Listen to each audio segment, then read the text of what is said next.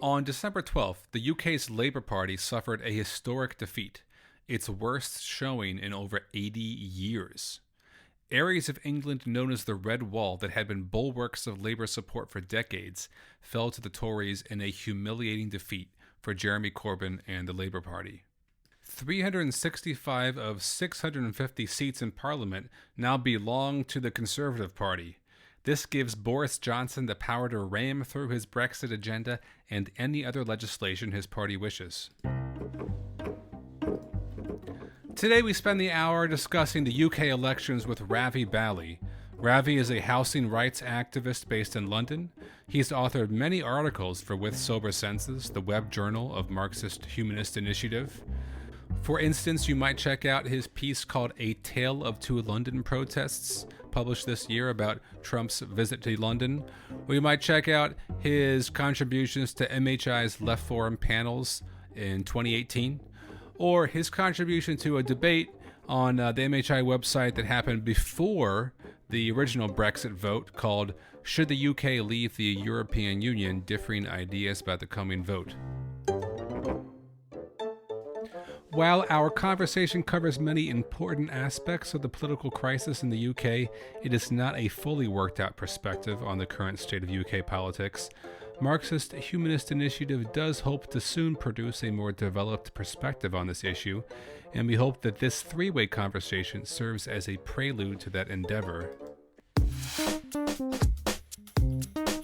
You are listening to Radio Free Humanity, the Marxist-Humanist podcast. My name is Brendan Cooney. And I'm Andrew Klein. To hear more episodes, read more about the issues discussed, or to join in the conversation, please visit Marxist-Humanistinitiative.org. Please also consider making a donation to our website. While our podcast is hosted by Marxist-Humanist Initiative, the views expressed by the co-hosts and guests of Radio Free Humanity are their own. They do not necessarily reflect the views and positions of Marxist-Humanist Initiative. Hey, let's take a minute to talk about the podcast and answer a question that we've heard a lot recently, and that question is, how does one listen to and find your podcast? Now, you're listening to it now, so you've gotten this far. But if you want to listen to it again, what you want to do is go to Marxist-Humanistinitiative.org and go to the left sidebar and find the link to our podcast, and there are the links to all the episodes. You can also listen to our podcast on SoundCloud, where it's hosted. Now, on the MHI website, you can find our RSS feed, and that RSS feed is something you can copy and paste into any podcast app or service that you use, and it will allow you to find our podcast and subscribe to it on that service. And if you are searching for our podcast on one of these services, you want to search for the podcast by its whole name, Radio Free Humanity, the Marxist-Humanist Podcast. If you think this podcast project seems worthwhile and you'd like other people you know to hear it, please share it with them. And also consider doing all those superficial things that actually really help a podcast out, like the podcast on your iTunes or Apple Podcast app or what have you. Leave a comment, share on social media. Those things do really help spread the reach of the podcast. So Ravi, that was a very big debacle for the Labour Party in the election on December 12th. They lost a huge number of seats, some seats that had been Labour seats kind of forever. It was massive, right? It was very big even compared to 2017, which was also the Corbynite Labour Party. It was the same leadership of the Labour Party. We had a really massive wipeout, really, for Labour there. Why? Why did this occur? Well, this is the biggest kind of rousting of Labour by the Tories in over 30 years. And the last time it happened on this scale was when Michael Foot was leader of the Labour Party, and he was advocating unilateral nuclear disarmament. He was considered a real figure on the left who was advocating massive redistribution of wealth. Corbyn doesn't represent anything like that level of redistributionist, like even radical kind of politics in terms of anti-warfare, anti-nuclear weapons or anything like that. He's much more moderate than that. But the wipeout in terms of how it was perceived and the way it was presented, Corbyn was presented as a radical hard left candidate, and his kind of credentials as a potential prime minister were trounced by all the media. Like normally you get most Labour leaders are attacked by the tabloid press and are kind of described as unfit to lead the country. This time you had like major sort of newspapers and figures within the kind of broadsheets also doing the same sort of thing and just vilifying Corbyn as just like completely unfit to lead, which is unusual. Ravi, to what extent is this a vote against Corbyn, and to what extent is it acting as like a second referendum on Brexit? I think both elements are there. I think there was definite hostility to Corbyn, and there was a relentless media campaign against him. And he's not a very effective political operator. He's this avuncular figure who comes across as quite kind of pleasant. He's a decent guy, but he's not in any way combative or someone who kind of rises to the challenge of the accusations that are made against him. So yeah, there was a lot of attacks on Corbyn, which he didn't defend himself particularly well against. And on top of that, the whole kind of Brexit position, where he was arguing that Labour would argue for a better deal from the EU and then put it to the people again. And when pressed as to where Corbyn would go with that better deal, would he then campaign for it and advocate for it, he still wouldn't be drawn, because he's got a long history of being Eurosceptic and being anti-EU. And even though the majority of the activists within the Labour Party were pro-Remain and against Brexit, Corbyn refused to outright say that he was pro-Remain. He fudged it and said, look, I will be a kind of fair arbiter on this, and I will implement whatever the people say on a second referendum. And most people just said, well, that's not a credible position. Either you can't say you're going to negotiate a new position and then you won't say whether you're prepared to campaign and vote for that.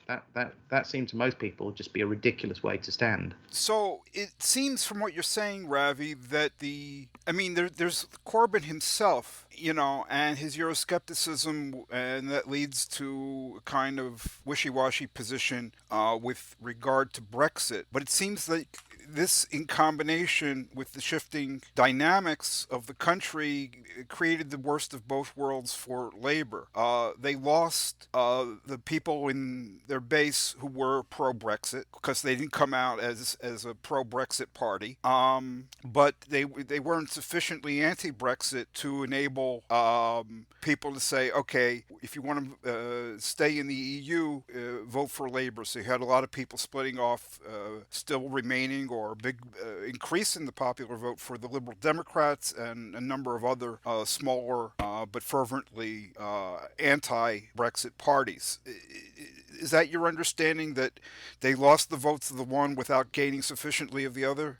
But the thing that's weird is that because it's been presented as the hard left versus like kind of fairly hard nationalists, the outcome for the Lib Dems as it's kind of the central party that kind of picks up those who think both parties are extreme. One of their leaders, Ed Vaizey, has said that, well, the problem is that you've got a situation where, because every time the Labour Party goes hard left, the Lib Dems are squeezed out because things become more polarised, and people worry more that if they don't vote for Tories, that the Labour Party might get in. And so whenever the Labour Party goes radical, a country that by his reckoning and by most of the media's reckoning is quite moderate, every time that happens, you have people trying to stop a radical Labour government getting in by making sure that they support the only party that's credibly going to win the election, which is the Tories. I don't think the narrative holds up. Corbyn isn't particularly radical, but that is the presentation, and that is the perception as well.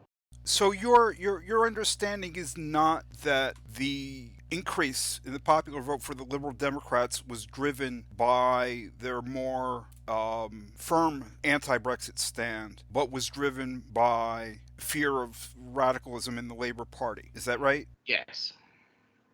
And you think that like Labour was sufficiently anti-Brexit in people's minds that if you'd had sort of like a, I don't know, a Tony Blair or something heading the Labour Party, that the Liberal Democrats would not have gotten a big vote and everybody would have rallied, all the Remain forces would have rallied around Labour? Yes. I think that's right. I think that's far more likely because the Brexit was the big topic and the major issue of this election. And despite everything that the Labour Party tried and Corbyn tried to make it about the NHS or whatever other issue it was, Brexit did dominate all discussions. And most people seem to think that, well, that is the prior question before we get to any of these other issues, because that's a question of who rules us. Yeah, which brings me to a number of questions having to do with what the debacle means, what the implications are for the Labour Party, the Corbynista left, and that has a lot of implications for the left in the United States, which is, you know, around Bernie Sanders or around the Green Party, been pursuing similar things. What Labor tried feverishly to do was to make their social democratic demands and nationalization of some industries and stuff, they tried to make the election about that when what was on everybody's mind was Brexit. And why did they think that they could do that, or just did they have no alternative? It seems that they thought that like social democracy would be like something really, really attractive to people and, you know, capture their hearts and minds. And I'm like, how could anybody think that? But then again, you've got to pose the question that lots of left sort of thinking people think that, well, there are other issues to be dealt with, and whether we're in or out of the EU, the question of what is the priorities of our government, and should we spend more on like the NHS or education or housing or whatever it is, that to them is something that is prior to the question of governance and who rules. Whereas for the majority of people, because there's been a constant narrative that the EU undermines national sovereignty and takes away power from the British Parliament, it means that you are undermining British democracy itself. Although a majority of the population is for staying in the EU, and that even showed up in the vote. You know, a majority of people either voted for Labour or one of the more strongly anti-Brexit parties. So, I mean, it's not just that everybody who. It wasn't just an issue of national sovereignty. I mean, there are people who would say, okay, Brexit is the big issue, and we want to remain in the EU rather than, you know, have this hard Brexit or whatever it might be. But my question, I think, still remains. Okay, you have people in the Labour Party, and for them, you know, specification certain social priorities is the key issue. Not Brexit, not anything else. But they're running in an election. How can they have such a misconception of where the people are at that they're going to try to run an election on the basis of their own concerns? Or is it that they just didn't care? I think this is really tricky, because one of the main things that I think is underlying that is talked about in a problematic way by the liberal kind of newspapers and commentariat is that they regard like the Brexit constituency, the pro-Brexit constituency, as racist, xenophobic, narrow-minded, ignorant, and what have you. And there was a moment, and in all the kind of post-election fallout, there's been kind of all kinds of rancor inside the Labour Party, where, for example, you've had Caroline Flint, who was in a seat in South Yorkshire called Don Valley, which is near Sheffield. She lost her seat to a Tory, and she accused Emily Thornberry, and this is a bit like the deplorables moment in the Clinton campaign in America. And she said that Emily Thornberry had accused her voters of being stupid because they were pro-Leave. And there's a real kind of divide within the Labour Party of whether you should respect the working class constituencies that are hostile to the EU and see the European Union as a bureaucratic imposition from the outside, and having a sense that, look, we just want to fudge this and try and understand that, you know, those kind of concerns cannot be allowed to push Britain into falling out of the EU and being left far more vulnerable than being part of the European club. And that's the way that the split between the Leavers and the Remainers is discussed. That on the one hand, the Remainers describe the Leavers as backward and xenophobic and ignorant, and the Leavers are saying, look, you need to respect what people say, and if they say they want to leave the EU, that is what we should do. And that's the dichotomy inside Labour, as it is within the country. In your previous answer, you said that a lot of people in the Labour Party regard deciding the general social economic orientation of the society as the key issue that takes precedence over who is running the government. Okay, but they're in an election where on both the Remain side and the Leave side, voters overall are saying Brexit is the key issue. Okay, so how can a party that's trying to win an election and become the government, replace the Conservatives, run an election based on their own feelings that Brexit is not the key issue, it's not the priority issue of the moment? How can they do that in an environment where the whole electorate, both sides, is saying the opposite? Do they not recognize that, or do they just not care? That was my question. If you are a social democratic politician, which Corbyn is, then you have a long-standing hostility to interference from like EU regulations, which will restrict the extent to which you can have a reforming radical Labour government, which isn't what they were offering anyway. But there is a kind of economic nationalism that's been at the heart of like the sections of the Labour movement's hostility to the EU. They see it as a neoliberal institution that imposes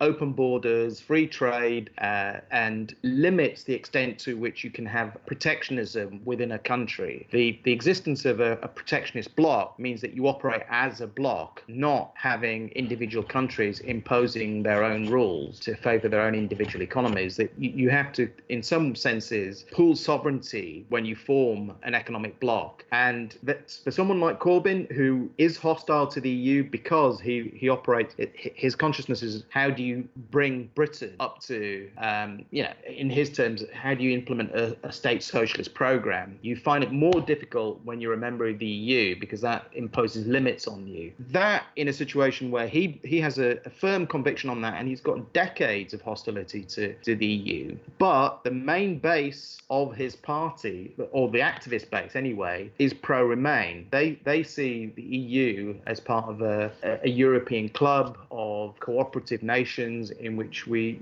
pool sovereignty, but that's no big deal. And they don't see the kind of neoliberal aspects as a huge problem. So Corbyn's kind of fudge and saying, look, we're neither for Remain or Leave. Instead, we think the question wasn't decisive the first time. We are arguing for a new referendum on the basis of a better deal, and people just didn't want that. So that's the reason that. So are you saying that they miscalculated and thought people would want to hear this fudge and would vote for people who were fudging, and they just didn't see that it wouldn't work? Or were they instead trying to patch up factions within even the Corbynista section of the Labour Party?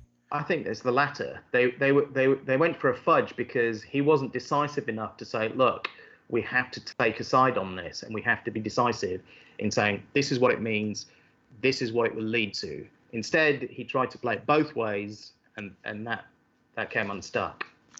So they basically were aware of the risks in terms of an electoral debacle of doing this, but they decided that keeping a united Labour Party at the moment was their priority. Yeah. Yes, I think. Wow. Yeah, that really says something about left-first politics.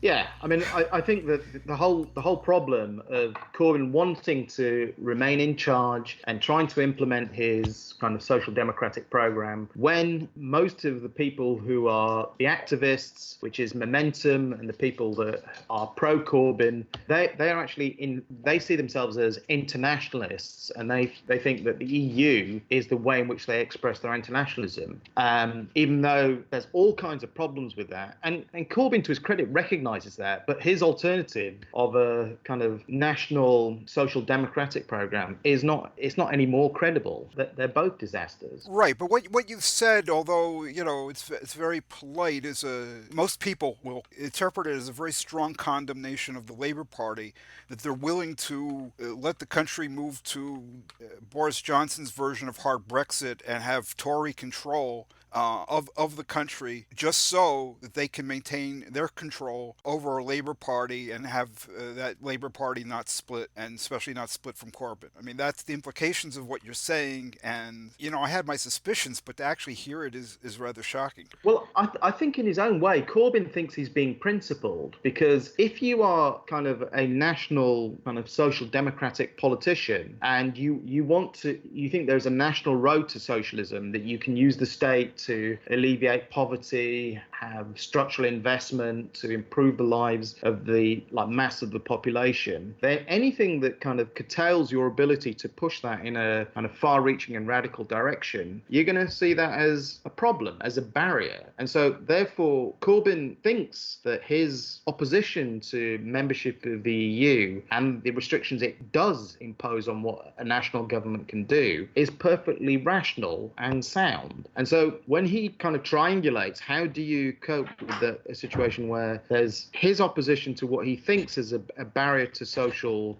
progressive politics, and the fact that all his activists and all the people who are going to do the door knocking and who are campaigning, who would do his campaigning for him, they are pro-EU. You then have to make a decision, well, how do I square those two things? And the only way he was able to do it was to fudge it. He did not have the kind of conviction to say, no, this is important. If we're ever going to have radical democratic change in this country, we need to be able to make our own rules. That would have been a more coherent position as far as some of the kind of what's called Lexit, in other words, left-wing Brexiteers were saying. Those people who were arguing for a leaving of the EU, but doing it on a socialist, kind of reformist sort of principle. Those people were not able to win the argument, and Corbyn just thought, well, it's not going to be possible to shift my base of canvassers to his Euroscepticism. So the fudge was a way of saying, okay, we will put that off and say, in the meantime, we will hold a second referendum and we will respect whatever the outcome is, and hopefully people will become clearer as to what their minds are when there's a better deal on the table, and we can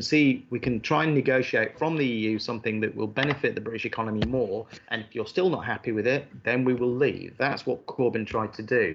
It's really convoluted and it's really long-winded, but there is a tortuous logic to it. Right, but the logic of it is, it seems to me, I want to know whether you agree or not, the logic of it is that you need a social democratic agenda in a nation state that has economic control, to the extent that anyone does, that can pursue its own protectionist policies rather than those of a protectionist bloc like the EU. Okay, that the road, to social progress is basically the Labour Party controls the government, and we are willing to risk everything. We're willing to have Tory control for God knows when.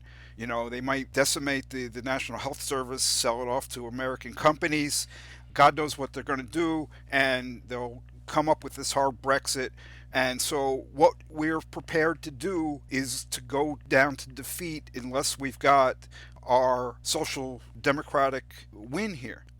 It seems to me they're saying, yeah, the lesser evil is Tory control and a hard Brexit. Is what we have to do above all is retain this Labour Party so that someday, come what may, we can get back in control with our social democratic program. Yes? No? I'm not sure how decisive Corbyn is. I mean, the rumours are that he was reluctant to accept the leadership in the first place, and that he really did not want to be there. You're the only candidate that has got any credibility just because of your longevity of having remained principled on a number of touch paper issues. And he is not a decisive or someone who's prepared to say, okay, I'm prepared to fight this all the way. If it's a matter of individual conscience, he'll stand out for it, but he does not argue a position and logically fight for what he thinks. It's just not in his nature. As a political operator, he's dreadful. He's a decent bloke, and lots of the people who are around Momentum will talk about his decency as an individual, but as a political operator, he is hopeless.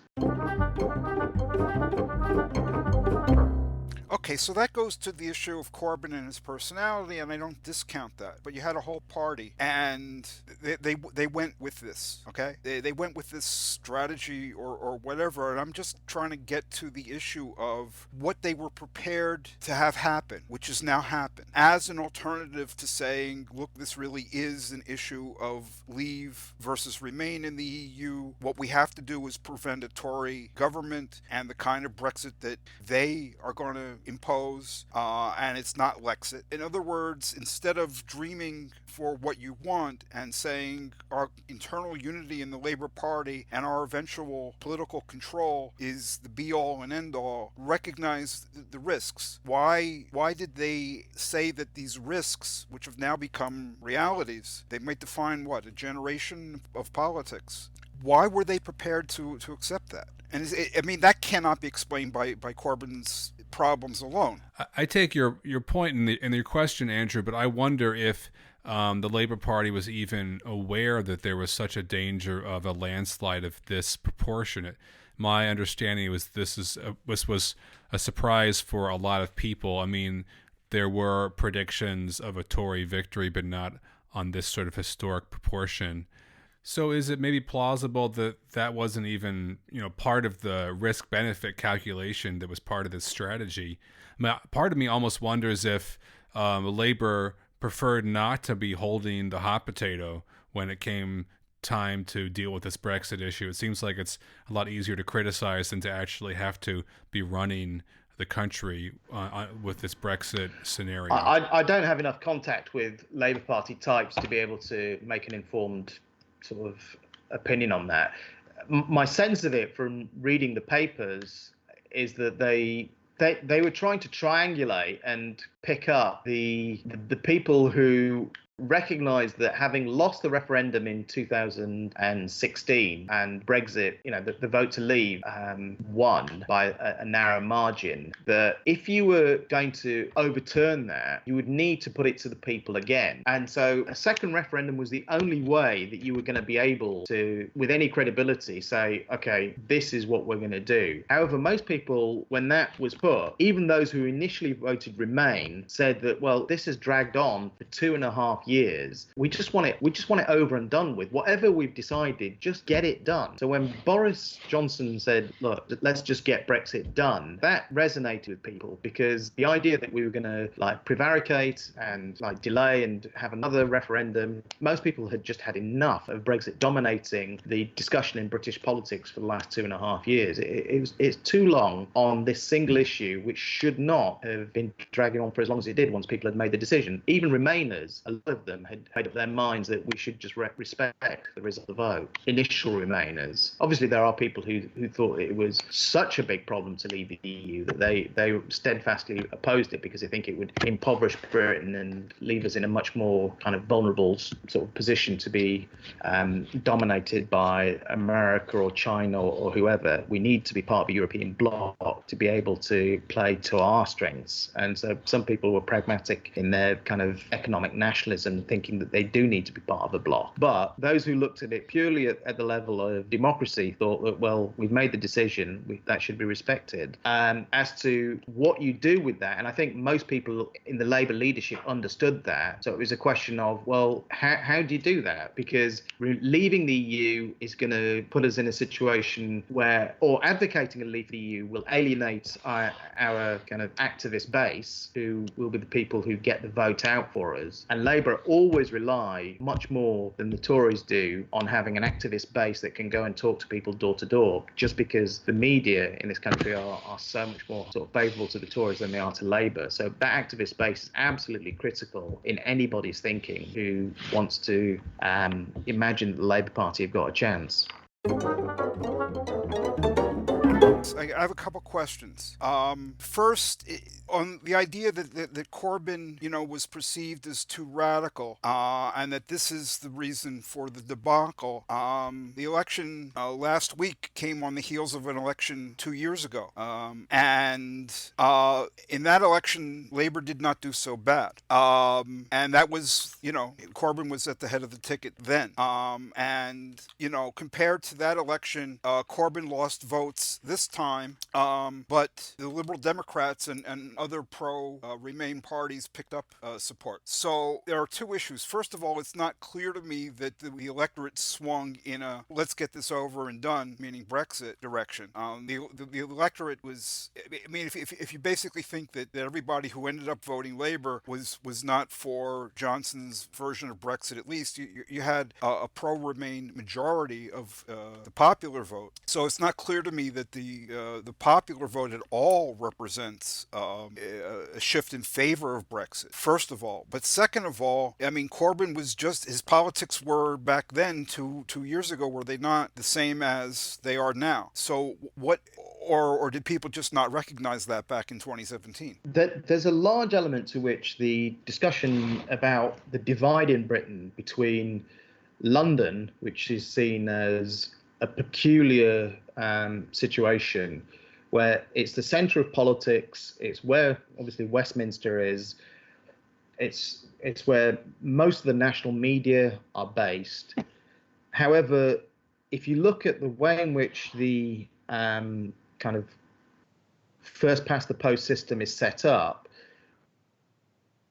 then even though in economic, cultural and political terms, London is enormously important, in terms of the balance of seats within Parliament, the thing that swung it was the places that had previously been strong Labour areas for decades, if not nearly a century. So places like Wrexham, Blythe Valley, which everyone kind of refers to, they have been Labour for so long with such huge majorities. For them to have flipped to the Conservatives is massive.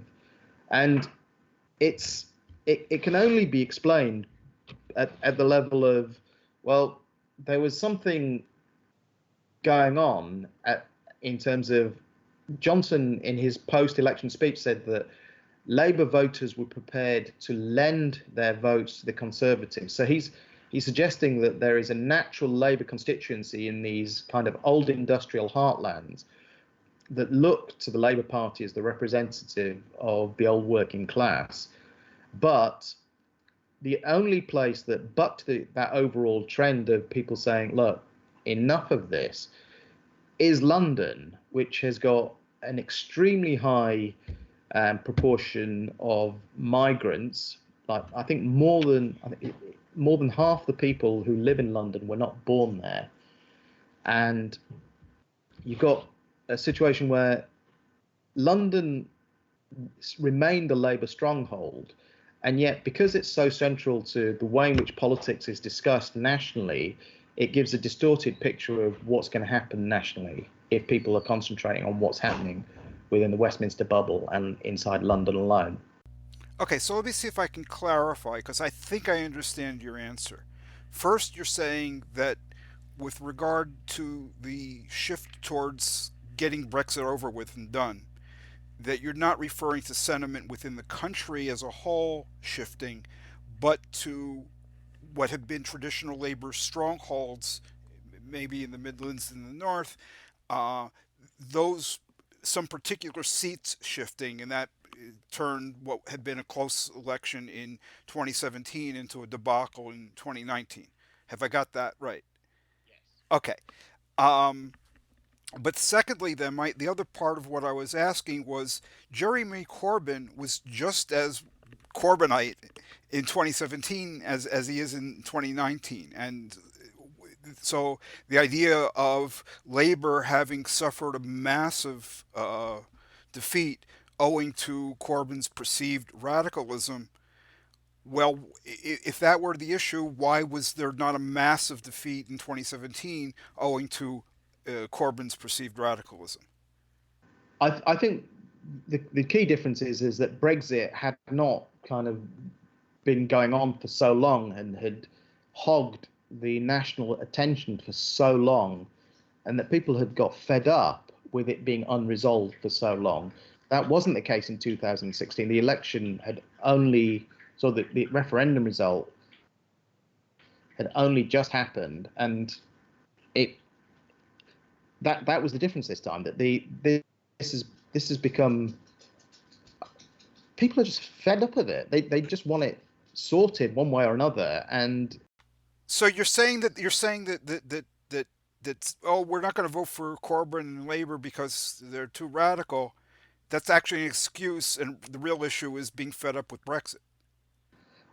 It's different for different people. I think the Brexit thing is the major thing. I think the Corbyn thing is a secondary thing. And the whole dangerous socialist narrative of which Corbyn is labeled, is that just about economic policies, or is that also about, these charges of anti-Semitism or sort of soft on terrorism kind of things as well? Well, like the whole question of anti-Semitism, Islamophobia, terrorism, all the kind of touchstone issues where, in simple terms, the threat of Islamic terrorism. I mean, even recently we had the London Bridge attack, where two people were killed by some guy who was kind of on early release for kind of acts of terror. There is this kind of polarization of the threat of Islamic terror versus the failure to see that the Jews, and particularly the question of Israel, in which Corbyn has a long record of support for the cause of the Palestinians, all of that is kind of thrown into the mix of him being in favor of terrorists and not supporting the only democratic state in the Middle East. And so being hard left is not only seen as kind of a bit cloud cuckoo land when it comes to economics, but he takes weird kind of positions when it comes to the security of the nation. And all these things go into the presentation of Corbyn as someone who is an unhinged kind of left-wing extremist who cannot be trusted because his judgment is just skewed on everything. And just to be clear here, because what you said is very damaging to him. You're saying that this is a perception. You're not saying that you accept this perception. No, I don't accept the perception. I think it is a perception. He's. I think as a political figure, I think he's hopeless. I think he's a decent sort, but he is not someone who is able to fight for ideas and in a kind of clear and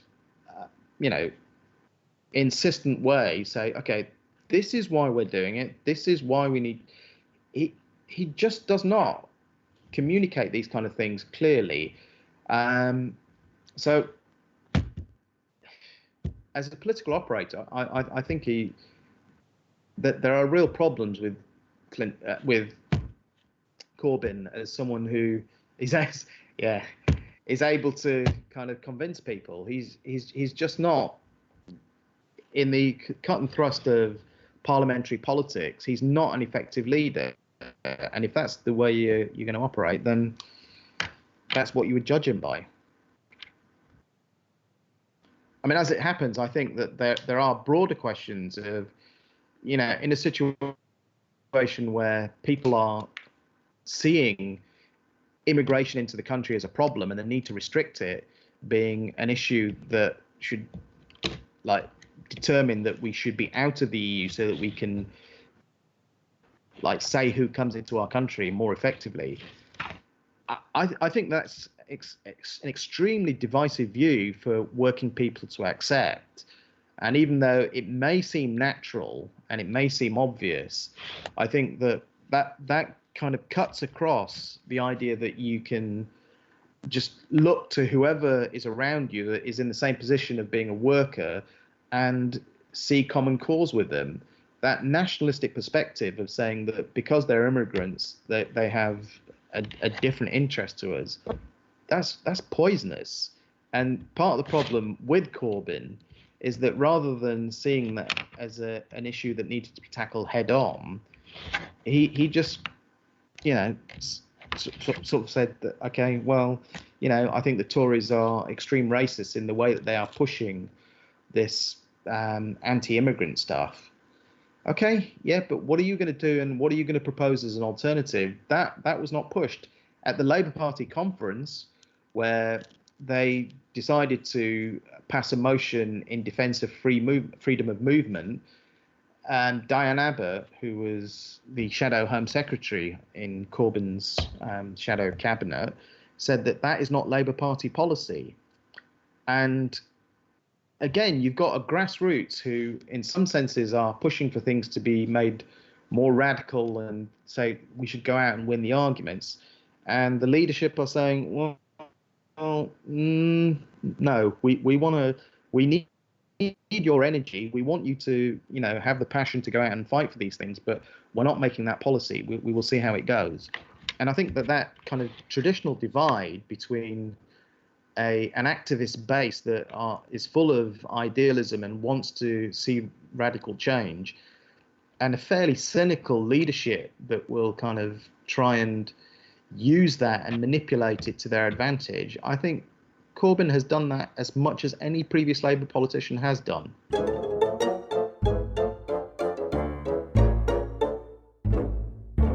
I'm wondering whether the Labour Party, Corbyn and whoever, thought that way to deal with racism, instead of attacking it head on, was just to issue mealy-mouthed condemnations, but also to try to do an end run around the whole racism issue by getting the working class united around labor on the basis of social democracy, because that's a big thing in the United States. Was that part of their thinking? Do you know what's quite tricky here is that it's definitely the perception. I have not picked up on it directly myself, and I don't know whether it's a historical legacy of the way in which it's talked about, but from people that I speak to at work, they see the Labour Party now as no longer being the party of the traditional working class, by which they mean like the white working class. They're seen as a party of minorities, of various kind of campaign issues, but they're not really for the working man. And it's a little bit parallel to the situation in America, where the Democratic Party were perceived as being dependent on a rainbow coalition of like lots and lots of different elements of society without any one of them being dominant. So it was like a hodgepodge of different interest groups that were united in trying to bring about some kind of, progressive change that would advantage previously disadvantaged groups. And the way in which that's perceived by the old working class is that, look, they've abandoned us. They're not any longer trying to look out for our interests. Of course, the difference is that the Democratic Party have never pretended to be social democratic, whereas the Labour Party did. But can you answer my question directly? The question is, faced with this issue of racism, you said Corbyn and the Labour Party basically gave a mealy-mouthed response, like, of course we're against racism, but they didn't do anything really to confront it directly. Was their view, which is a big deal in the United States, it's resurgent, Was their view that we can sidestep all these racial issues and forge unity among the working class instead of racial, ethnic, national divisions? We can overcome that on the basis of a social democratic program where the focus is, we're all in this together, whether you call it society or the people or the working class. But the idea is, we can unite and fight for a better society on economic grounds without explicitly confronting racism. I can see why you say that, and the American, but it's slightly different to the American situation in the sense that is never made as explicit in the British context. They don't say that a rising economic tide will lift all boats, and that's not the message. They do still pay lip service to the idea that racism needs to be confronted, but the difference is that the manner in which they do that is not to go, okay, this is the issue around the way in which you're scapegoating immigrants. This is what we're saying. Immigration is not the problem. You kind of not funding services properly is the problem. And all the kind of deeper questions of what leads to the crisis of the system and trying to put that onto the back of immigrants, they did not go full on in attacking that message. And that's the problem. They didn't say that our program is going to benefit. No, that didn't happen in the same way that it did in America. You are listening to Radio Free Humanity, and this is our interview with Ravi Bali about the UK elections. We will conclude this interview in a moment, but first we're going to take a quick break to talk to you a little bit about MHI. Hello, this is Anne Jacquard, Organizational Secretary of Marxist-Humanist Initiative. Marxist-Humanist Initiative, or MHI, aims to contribute to the transformation of this capitalist world by projecting, developing, and concretizing the philosophy of Karl Marx and its further development in the Marxist-Humanism articulated by Raya Dunayevskaya. We are not a political party, nor are we trying to lead the masses, whose emancipation must be their own act. But we have seen that spontaneous actions alone are insufficient to usher in a new society. We seek a new unity of philosophy and organization in which mass movements striving for freedom lay hold of Marxist philosophy of revolution and recreate society on its basis. Today's political, economic, and environmental crises present a moment to engage people in discussion of these ideas. MHI is dedicated to the task of proving theoretically that an alternative to capitalism is possible. We are distinguished by our economic analyses, which demonstrate that the only opposite to the current world economic system is its abolition and replacement with one not based on the production of, quote, value. Because capitalism cannot be fundamentally reformed, attempts to reform it lead to an intensification of state capitalism, not socialism. MHI's ideas and actions, as well as our structure and rules, are guided by the interests of working people and freedom movements, of people of color, LGBTQ people, other minorities, youth, and all those around the world who are struggling for self-determination in order to freely develop their own human natures. We have no interests separate and apart from theirs. We intend to practice, as well as espouse, a two-way road between our organization and people outside it as essential to developing a single dialectic in the relationship of theory to practice. There seems to have been a lot of wishful thinking amongst Labour Party activists that if only we can get the vote out and we can knit together all these different potential constituencies, then the Labour Party will represent the majority in society, because all these individual constituencies in some ways represent the majority. So the blacks, the women's, the gays, all the different supposedly marginalized interest groups, they do form the bulk of society now, would be the narrative. Right, and even somebody, who was running a strict, Hillary Clinton was a neoliberal and that was the problem back in 2016, and, Bernie would have won, And you have to appeal to these Obama-Trump voters, the people who flipped from the Democrats to vote for Trump. Um, Michael Moore, right? Everybody knows Michael Moore. He was running that line. Now he's given up on that, and he says, "Look, you're never going to win back these Obama-Trump voters. They're gone. What you have to do is, knit together a constituency in a different way." Really, without blinking, he's shifted, and he kind of fudges that by talking about that the working class is not, Joe Sixpack with a hard hat, and and that's actually correct. That's been a big problem in my mind in the way the left in the United States talks about the working class as if it's what you call the traditional working class. Um, a lot of women, first of all, a lot of non-white people, first of all, a lot of immigrants, um, and so he's saying, well, this is still working class politics, which is true, but it's not what he was saying at all before. So yeah, I mean, so this idea of knitting together constituencies has taken over in a big way in the United States.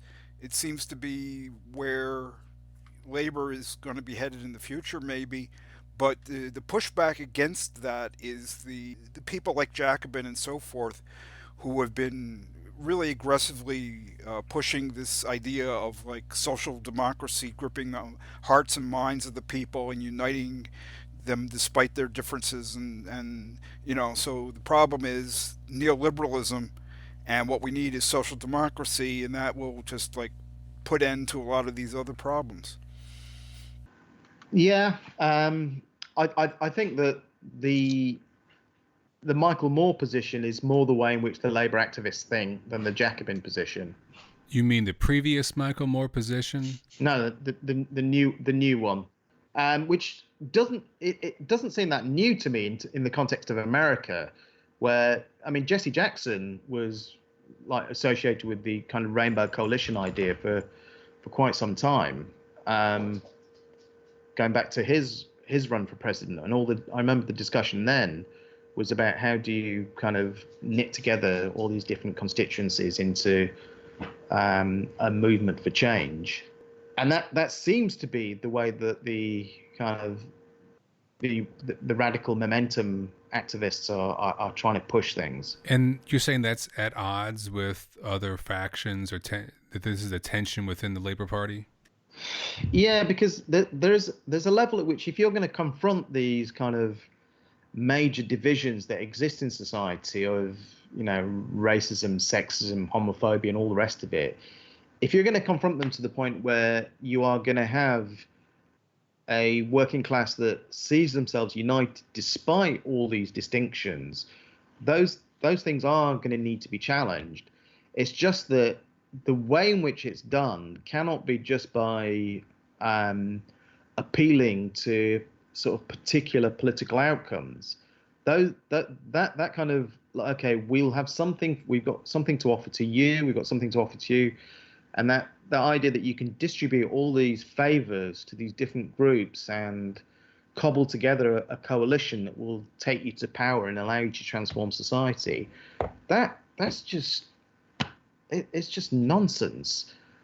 Instead, all those kind of issues of challenging racism, sexism, homophobia, they're all crucial to creating a new society, but it has to be done on the basis of recognizing that the people who are going to fight for that and the way in which it's going to be done has to be led by those people themselves, with a kind of clarity as to why everyone else who's involved in a struggle for a new society should support them in that struggle.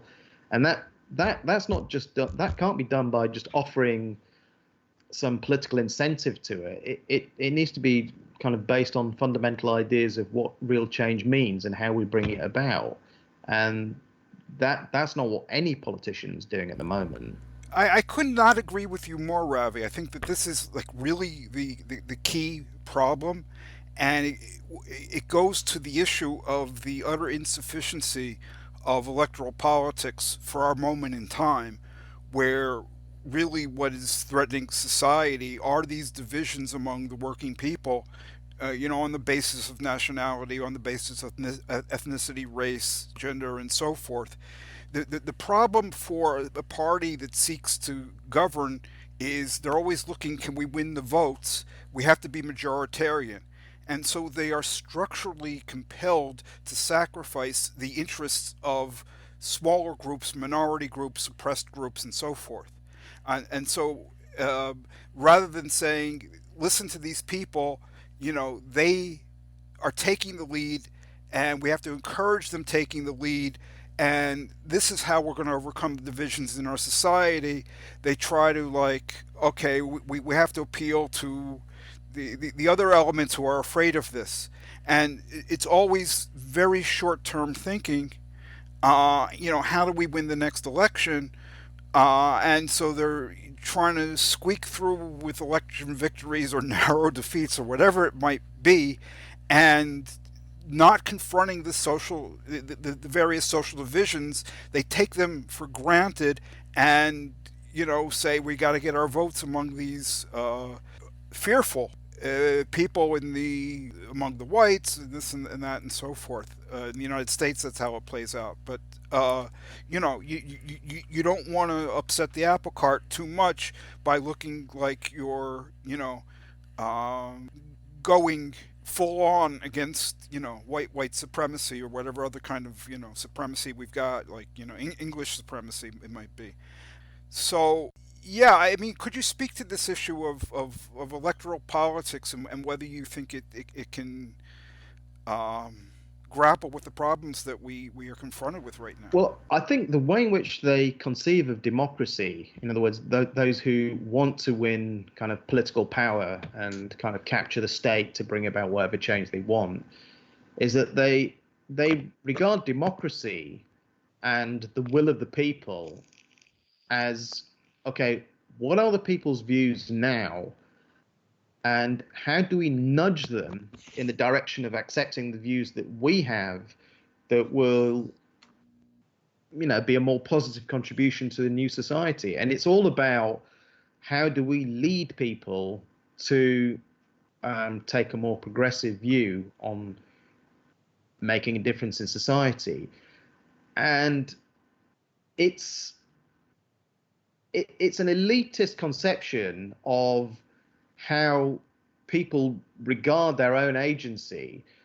And if you start from the point of view of, look, there are these people who, for very legitimate reasons, think that they are being discriminated against. Look at what they're saying. Look at why their kind of struggles are worthy of everyone's support. And you have to root that in some kind of, it's almost like going beyond politics to looking at a fundamental orientation to the world, to society, how we as human beings live in it, and what it would take to transform that in a way that would allow us to all live free. And that goes beyond any political program or any specific demand that you'd be able to put forward, because those kind of things should flow from those more fundamental questions of who are we and how do we get to where we want to be. And the specific form it takes, I think, has to be secondary to those more fundamental questions. And do you think that any of these electoral political parties, Democratic Party, Labour Party, where you are, can do that? I think they're all actually a barrier to doing that. And part of the difficulty is in my old organisation, I used to be in a vanguardist organisation. We used to say that, well, the time that people think about politics is during elections. And yet that is exactly the problem, because if the only time you think about politics is who are you going to elect in order to make things happen for you, that's a problematic conception of politics, because it's assuming that someone else is going to do it for you. That's what has to be broken down, because we have to be responsible for making the change we want to see. No one's going to do it for us. Yeah, it's kind of ironic. This is an organization that wanted to change all of society, but it didn't want to change the idea that, okay, when people care about politics is during an election campaign. And then they stood candidates against them in order to break them away from the Labour Party, which they rightly saw as a barrier. But the fact that they would restrict it to election times to, put forward candidates and challenge the Labour Party, it does not break down that kind of division between the idea that there are people who work and make things happen in society, and there's those who are responsible for thinking about how things should be run. And until kind of working people say, all right, I'm quite capable of organizing my own life, in conjunction with others. I'm not going to do it as an individual, but when people think, okay, the only person I can rely on to shape what happens to me is myself. I need to have an input into what's going on. We will not have fundamental change, and electoral politics is the barrier to that, as is much of far left politics, because it still assumes a leadership role rather than thinking, how do you help people to progress their own thinking so that they develop to the point where they understand, okay, I am capable of doing this by challenging these things. Well, that's all the time we have today on Radio Free Humanity, the Marxist-Humanist podcast. Thank you again to Ravi Bali for being our special guest today to discuss the UK elections. Please do subscribe to the podcast. Leave us a comment on the Marxist-Humanist-Initiative.org website. Consider making a donation. We'd love to have some more comments and ratings on iTunes and other podcast services and apps, so please stop by those places as well.